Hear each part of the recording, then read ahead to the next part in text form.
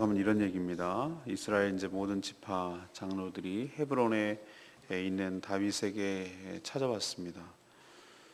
그래서 자신들과 다윗이 한 굴육, 그러니까 한 족속, 한 민족, 한 공동체인 것을 강조하고 자신들의 이제 왕이 되어줄 것을 간청합니다. 그들은 다윗에게 이제 기름을 부어서 자신들의 이제 왕으로 삼습니다. 다윗은 여전히 여부스 사람들이 살고 있는 예루살렘을 공격해서 통일 왕국의 수도로 삼습니다. 하나님께서 다윗과 함께 하셔서 날마다 강성해져 갔다 이렇게 기록합니다. 두로왕 히람이 다윗에게 목재를 보내서 다윗 왕이 거처할 왕궁을 건설하는데 도움을 주는 그런 내용이 오늘 전체적인 내용이 되겠습니다. 첫 번째로 하나님께서 우리에게 주시는 교훈은 1절에서 5절까지 말씀입니다. 믿음으로 기다릴 때 하나님의 뜻이 이루어집니다. 사울 그리고 요나단, 아브넬, 이제 이스보셋까지 이제 다 죽었죠.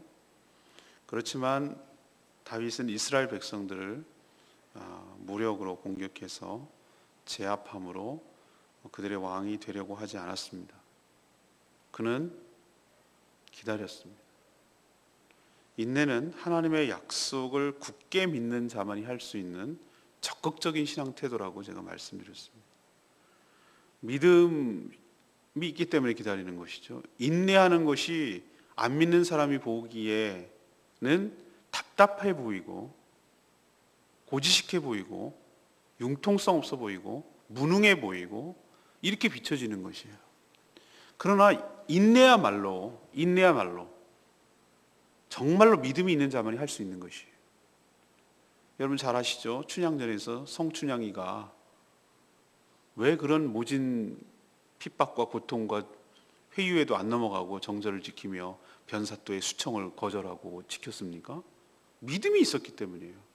내가 사랑하는 몽룡이, 이 몽룡이가 반드시 과거에 급제를 해서 나를 데리러 올 거다 라고 그 사랑과 그것을 굳게 믿은 거예요. 그러니까 버틴 거예요. 인내한 거예요. 그러니까 인내는 소극적인 것이 아니라 적극적인 믿음의 형태라고 저는 할 수가 있어요. 아니나 다를까 그 믿음의 이제 결실을 보기 시작하는데 구심점을 이룬 이스라엘 모든 지파 장로들이 자청해서 자기가 스스로 자청해서 다윗을 찾아옵니다. 그리고 자신들의 왕이 되어줄 것을 오히려 이제 간청을 해요. 간청을. 얼마나 피 안 뿌리고 칼 안 대고 자연스럽게 되는 일입니까? 장로들은 뭐라고 얘기합니까? 다윗이 비록 유다 지파 출신이지만 사실 우리 모두는 골육 아니냐? 골육이란 게 뭔 뜻이죠? 골육 친척이란 뜻이잖아요. 그죠? 맞는 말이에요. 사실 이들의 조상은 한 뿌리에서 나왔어요. 아브라함, 이삭, 야곱이라는 족장들을 공통분모로 하고 있고 또 그런 혈육뿐만 아니라 애굽에서 출애굽에서 함께 나온 12지파가 함께 나온 야곱의 후손이고 또 함께 나와서 그 광야를 거쳐서 가나안 땅에 입성한 12지파 한 형제 자매거든요. 그것을 지금 다윗에게 굉장히 강조하고 있어요. 우리가 남이가 이거죠. 남이 아니다는 거죠. 그리고 이미 사울 왕 때부터 다윗이 전쟁을 이끌며 승리하는 것을 자기들도 봐왔어요. 그래서 자기들의 부녀자들이 뭐라고 했습니까? 사울 왕은 천천을 죽였는데 다윗은 만만을 죽였다. 자기 입으로도 고백을 했어요. 그만큼 지도자로서 이미 검증이 됐어요. 그 면모가 검증이 되고 충분히 잘 이끌 만한 리더라는 거 자기들도 알고 인정을 해요. 그리고 이들이 뭐라고 얘기하냐면은 하나님께서 다윗을 이스라엘의 주권자가 되리라고 약속했다는 것을 자신이 안다는 거예요. 이게 바로 자신들이 왕으로 세울고 또 그렇게 백성이 되겠다는 증거라고 말하는 거예요. 자, 이런 모든 것들이 다 끝나고 나니 이제야 다윗과 언약이라는 것은 백성이 되고 왕으로 모시겠다는 충성서약이겠죠. 그것을 맺고 다윗에게 기름 붓는다는 것은 왕을 세운다는, 인정한다는 뜻이에요. 그것이 남아가지고 지금도 목사를 세울 때 안수식을 하는 것이, 그런 기름을 붓는 것이 변형이 된 것이죠. 비로소 드디어 모든 12지파가 다 통합이 되고, 사울왕 이후에 잠시 분열되었던 7년 반 동안이나 분열되었던 그런 왕국이 다윗의 인내함으로 인해서 다시 합쳐지고 통일이 되고 하나가 되는, 그래서 통일 왕국이 되는 그런 모습을 지금 보고 있습니다. 다윗은 얼마나 감격했겠어요. 여러분 생각해, 다윗 입장에서 한번 여러분 생각해 보세요. 정말 인고의 세월을 겪었어요. 청소년 시절에 자기가 왕 되고 싶어서 그랬습니까? 막내 이새의 막내 아들 사무엘 선지자가 갔을 때 다 형제를 불렀는데 거기 끼지도 못하는 막내 취급받았죠. 목동으로 지냈던 애예요. 하나님께서 아니다, 이 사람 아니다 해갖고 이제 아들 없느냐 그랬더니 하나 있긴 한데, 말째가 하나 있는데 저기 빨리 불러오라고, 밥 안 먹겠다고. 그래서 불러왔어요. 그럴 때 하나님이 딱 보고 이 얘라고 얘기하는 거예요. 그때가 청소년 시절이었어요. 기름 부으면 금방 왕 되는 줄 알았어요. 왕이 되긴 뭘 왕이 돼요. 그때부터 죽을 고생하는 거예요. 어떻게 발탁이 돼서 왕궁까지 들어갔어요. 그랬더니 처음에는 사울왕이 좋아했죠.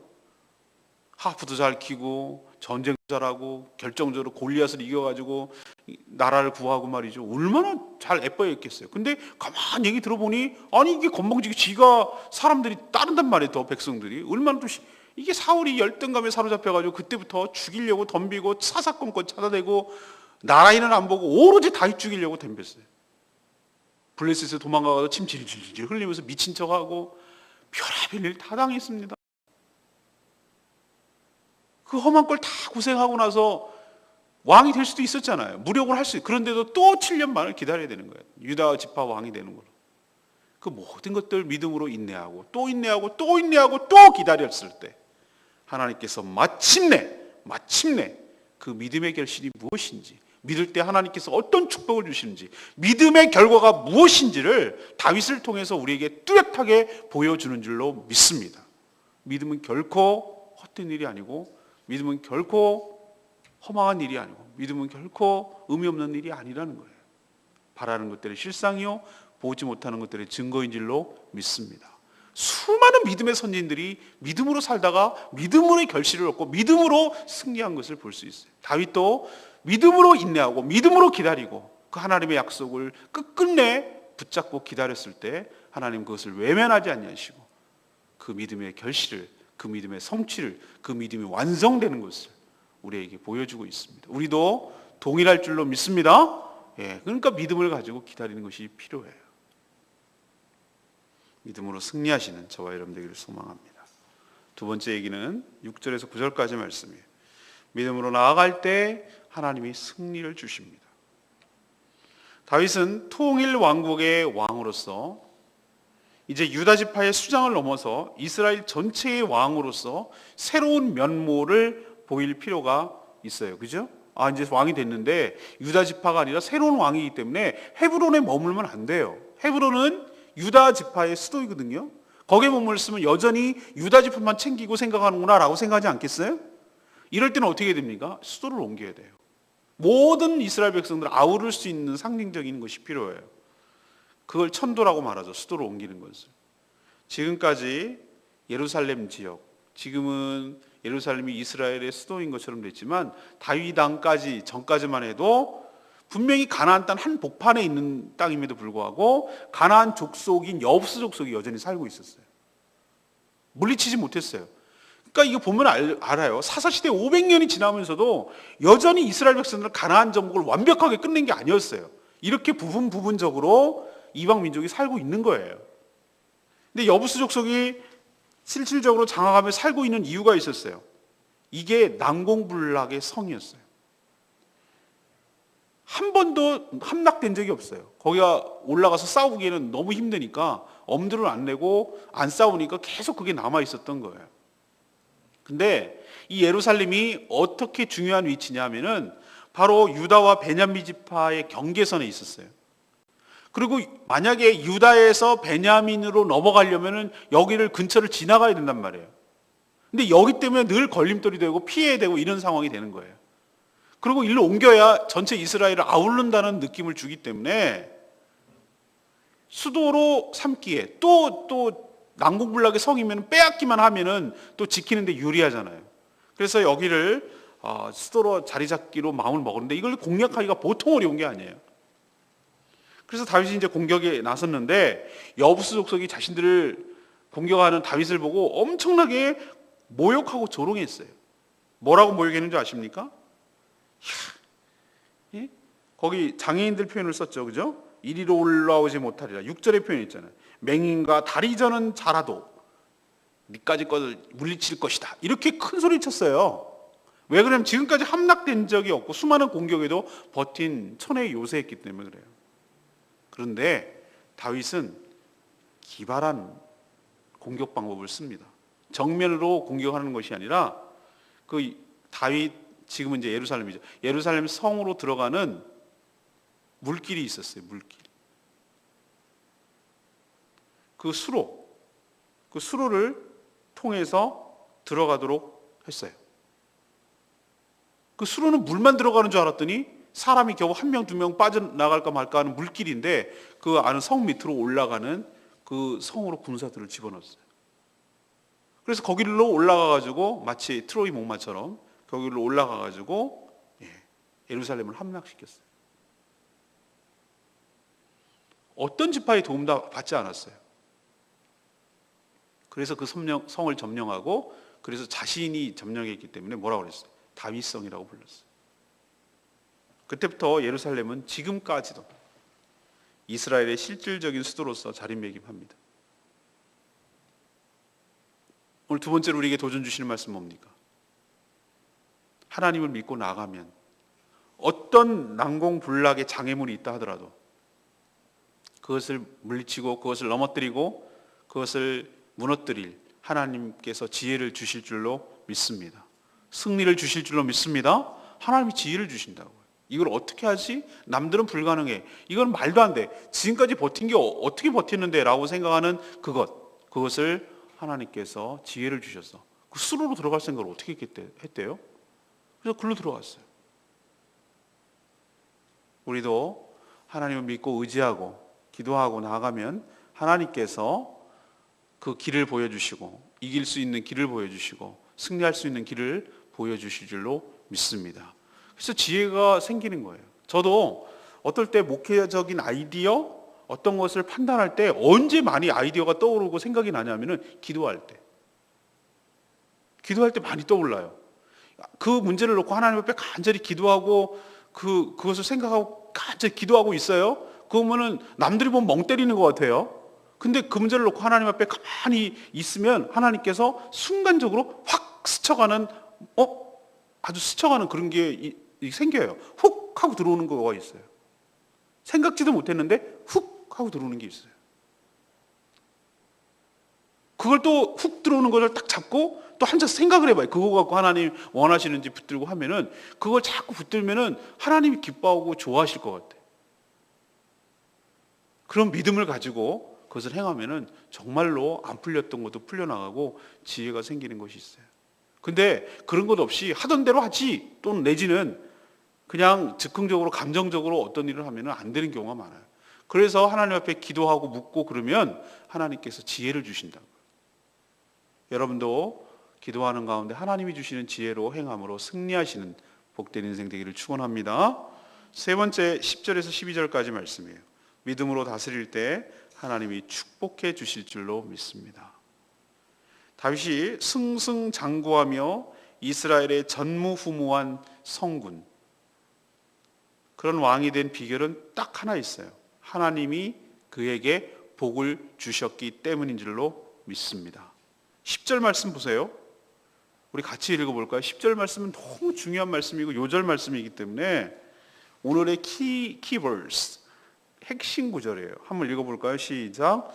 만군의 하나님 여호와께서 함께 계시니 다윗이 점점 강성하여 가니라.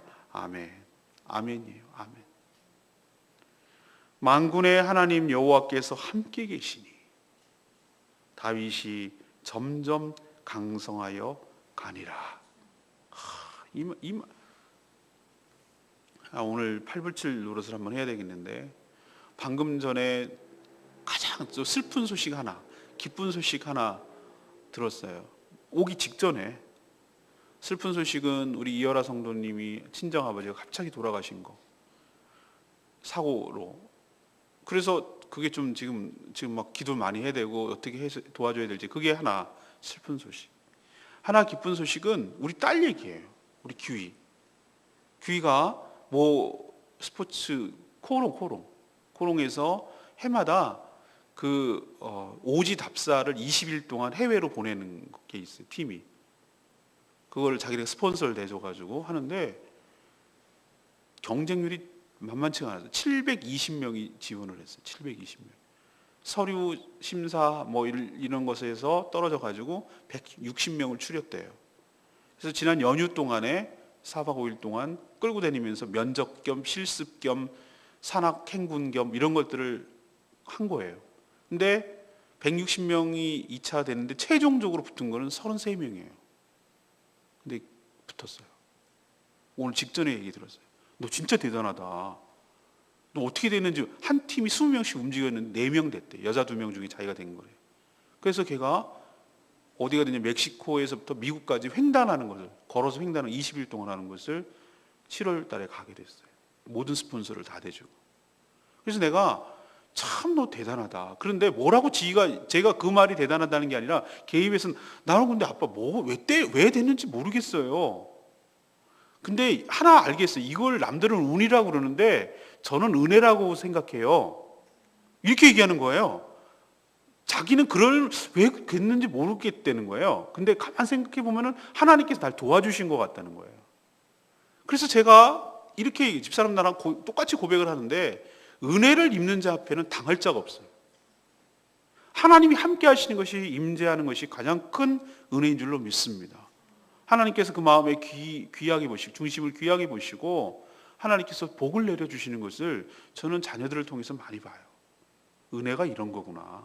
은혜가 이런 거구나. 저도 은혜를 입었어요. 부친이 목회를 하고 그러는데도 불구하고 자녀들이 다 은혜를 입었어요. 그런 것처럼 하나님께서 주의 일을 하는 자들의 자녀들을 하나님께서 그 한 것에 비해서, 처한 거에 비해서 훨씬 많은 은혜를 주신다는 것을 저도 경험했고 자녀들도 경험을 해요. 그것이 얼마나 걔가 아빠 인생에 자신감이 생겼대. 어떤 것을 도전하고 산악행군을 아침 새벽 7시에 시작해도 밤 9시에 끝내더래요. 죽는 줄 알았대요. 자기 말로는. 그런 것을 해내는 거 보고 참 감사했어요. 오늘 말씀이 떠올랐어요. 오늘 말씀을 이거구나. 10절 말씀.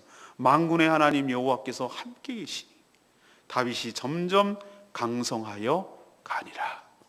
이걸로밖에 뭐가 설명이 가능하겠어요? 그럼 강성해져 간다는 증거가 뭐냐? 그게 바로 이스라엘의 이웃나라인 두로 있어요. 두로 왕 히람이 조공을 바쳐요. 이스라엘 다윗 왕에게. 두로 왕 히람이 자기 나라의 특산물이에요. 그 나라에서 유명한 게 뭐죠? 두로의 백향목, 목재. 이게 굉장히 유명하거든요. 그걸 갖고 무역해가지고 지네 나라가 엄청 커진 나라예요. 백향목만 보내는 것이 아니라 목수, 석수까지 보냅니다. 왜 보내느냐? 다윗이 살게 될 왕궁을 건설하는데 자재 보내줘, 인부 보내줘. 그럼 지으면 되는 거잖아. 왜 보냈을까요? 히람이 왜 보냈을까요? 머리가 빨리 도는 사람이에요. 장사꾼이에요. 두로 시도는 대표적으로 무역을 하는 거기 때문에 손해보는 짓 안 합니다. 어디다가 투자를 하고 어디다가 걸어야 될지를 잘 아는 사람이에요.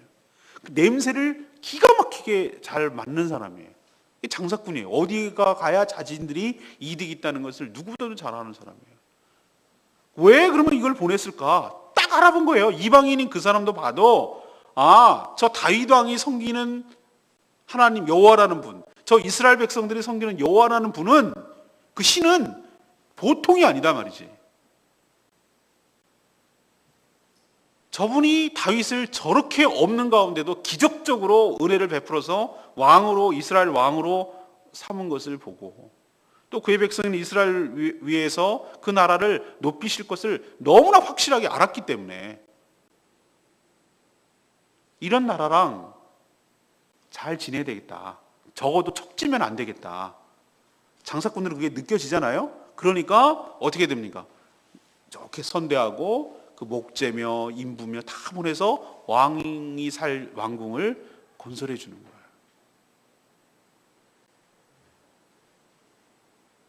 이제 보셨죠?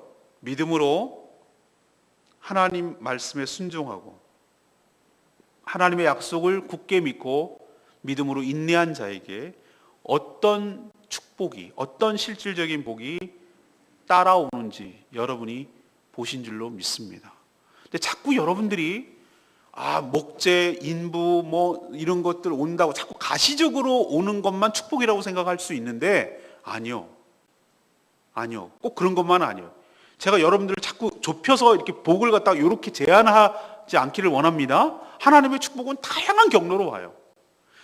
좋은 사람을 붙여주시기도 하고, 물질은 물론 축복도 주세요.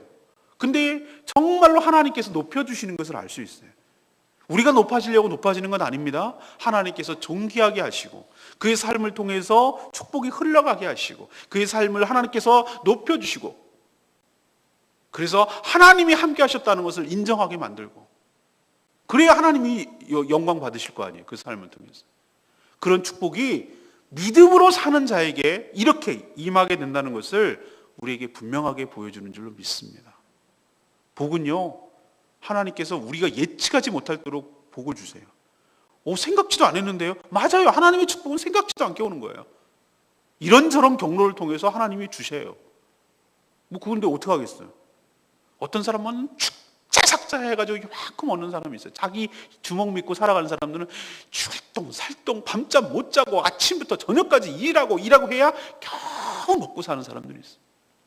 근데 정말로 열심히 성실하게 하긴 하는데 생각지도 않게 뭐 잘 되고 정말로 이렇게 은혜로 살아가는 사람, 그걸 어떻게 설명하겠어요? 보십시오. 안 믿는 불신자까지도 하나님이 함께 한다는 걸 인정하잖아요. 그리고 존중하잖아요. 그리고 두려워하잖아요. 그리고 잘 지내보고자 하잖아요. 이런 축복이 여러분 가운데도 있게 되기를 간절히 바랍니다. 우리가 높이려고 해서 되는 거 아니에요. 축복 우리가 어떻게 해서 얻는 게 아니에요. 하나님이 주시는 게 축복이고 은혜인 줄로 믿습니다. 전 역시 레마의 말씀이 10절이었어요. 만군의 하나님 여호와께서 함께 계시니 다윗이 점점 강성하여 가니라. 다윗의 성공 비결은 그가 전쟁을 잘해서도 아니고 다른 사람들의 마음을 잘 사서도 아니에요. 처세를 잘해서 아니라 이 말입니다. 그는 하나님의 약속을 믿는 믿음의 사람이었고 늘 하나님을 의식하며 하나님의 말씀에 순종하며 하나님과 친밀하게 지내기를 소원했던 그런 인물이었어요. 그런 다윗을 하나님은 자신의 마음과 합한 자라고 하셨어요. 늘 함께 오늘 말씀처럼 동행하여 주셔서 그렇게 하나님이 함께 하시니 점점 강성해지는 것은 당연한 이치였습니다. 우리도 이런 축복이 여러분 삶 가운데 있게 되기를 간절히 축원합니다. 세 가지 오늘 말씀드렸어요. 넘버 원, 우리도 다윗처럼 믿음으로 기다릴 때, 하나님의 약속을 붙들 때 하나님의 뜻이 여러분의 삶 가운데 그 약속대로, 붙든 약속대로, 믿은 약속대로 성취될 줄로 믿습니다. 두 번째, 넘버 투, 우리도 믿음으로 나갈 때 난공불락 같은 성이 우리 앞에 가로막혀 있고 적들이 우리를 조롱하고 안 된다고 남들이 다 그렇게 말하고 한 번도 무너진 적이 없는 완고한 벽 같은 것일지라도, 그런 난제라도, 그런 어려움이라도 믿음으로 나갈 때 하나님께서 지혜를 주시고 승리를 주실 줄로 믿습니다. 세 번째, 또 넘버 3, 믿음으로 다스릴 때 하나님께서 함께 하시고 하나님께서 축복하여 주실 줄로 믿습니다. 불신자까지도 인정하고 불신자까지도 알아보고 불신자까지도 잘 지내보려고 하는 것, 이것이 하나님께서 그렇게 하신 것이지 우리가 어떻게 해서 될 문제는 아닌 것이에요. 여러분도 이런 축복이 함께하기를 간절히 축원합니다. 예, 오늘 말씀 붙들고 기도하기 전에 우리 174장 찬양지 174장 부르고 기도하겠습니다.